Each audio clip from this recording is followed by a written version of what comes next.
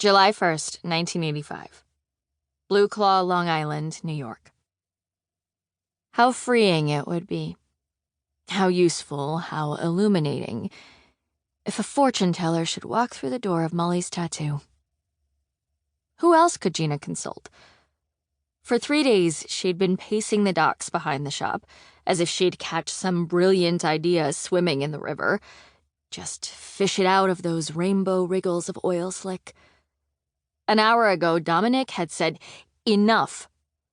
And he was the authority, the shop owner, the 10 years older brother.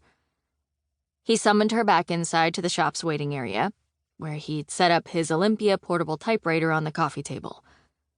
"You're not wasting your life here. Time to make a plan." From the age of 15, Gina had done all her homework in this very room, while drifters and eccentrics told their stories over the staccato buzz of Dominic Mulley's tattoo machine. This was the one place on Earth where she belonged. She'd memorized every design on the flash posters, their stock eagles and ships and arrowed hearts. She'd painted that mural over the couch, the centerpiece to all their flash, a muscled mermaid leaning against an anchor holding an artist's palette, as if she had just lettered the bold-faced Mulleys on the wall.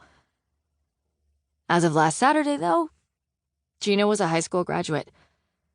She still had a nasty sunburn as a memento of the ceremony. Now began some other life.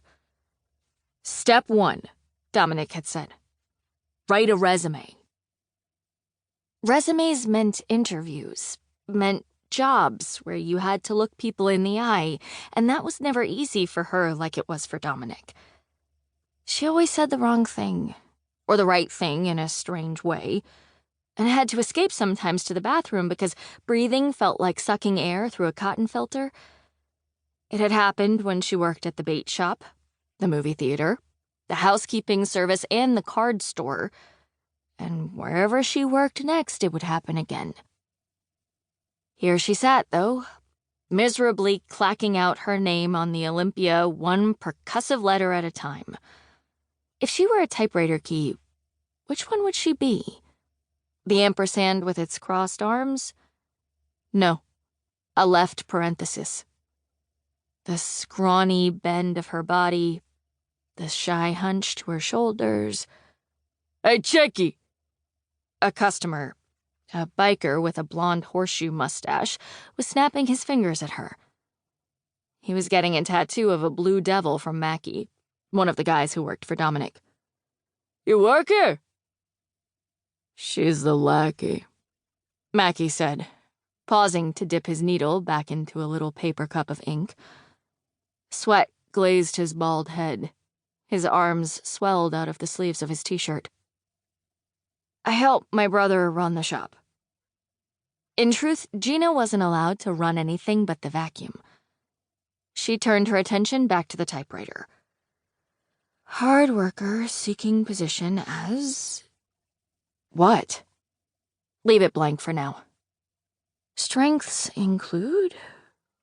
"What I'm asking is you do tattoos.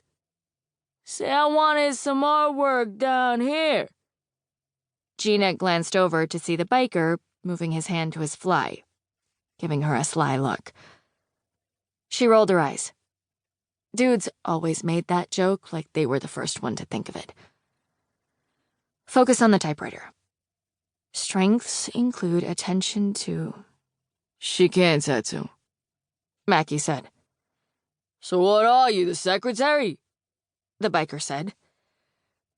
"I'm looking for a job." The biker scratched his mustache. "Thought you said you helped run the shop." "I don't take a salary." She liked saying it that way. Classed it up. "So what kind of job are you looking for?" And that was the question precisely. The reason she needed a fortune teller. She could not envision this new life she was supposed to create, much less the next step toward it, which made these orders from Dominic. Just picture yourself in 5 years. Impossible. The best she could do was list all the futures she didn't want.